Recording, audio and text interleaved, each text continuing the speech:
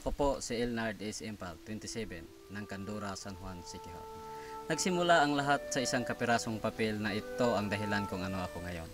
At ang papel na iyon ay ang application form ng TISDA Scholarship. Hindi ko inasahang makapasa sa exam na ginanap ng TISDA na magbigay ng pagkakataon na makapag-aral ako ng libre sa loob ng 2 taon.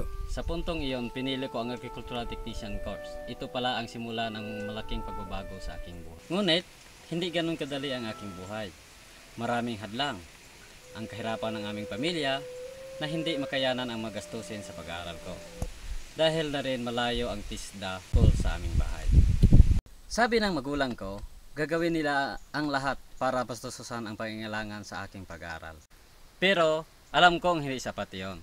Kaya sinabayan ko ng paglakad ng 5 kilometro upang makahabol ako ng biyahe papuntang TISDA nasa bayan ng Lasig.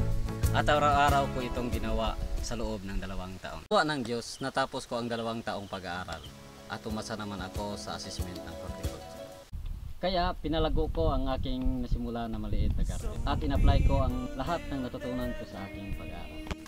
Ngunit sa hindi inasahang pangyayari, dumating sa aming isla ang mahabang panahon ng tagtuyot, halos ikamatay ng aking mga pananim. Sabi ko sa sarili, ay nako, parang wala nang pag-asa ang aking pananim.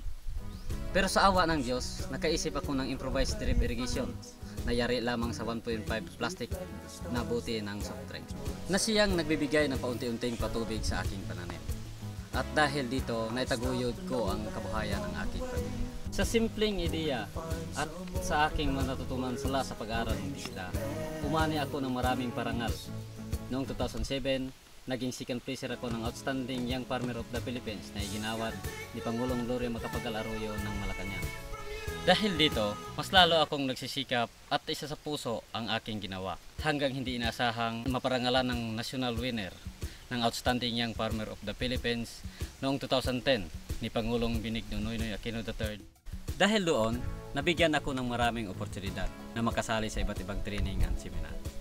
Naging delegate ako ng International Training on Farmer-Led Extension na sinasalihan ng iba't ibang bansa na ginanap sa Manila. At naging delegate din po ako ng International Farm Youth Exchange sa Korea sa loob ng 1 buwan. Kinagawaran din po ako bilang isang outstanding farmer scientist ng UP Los Baños noong 2011. Naging outstanding si Kihod noon in the field of agricultural development category. At sa kasalukuyan ay napili ang regional president ng Region 7 ng Forage Club. Ang lahat na ito napamulat sa akin ng TISDA na utang ko sa kanila ang tagumpay na ito. Ako po si Elnard Impal, Tatak TISDA.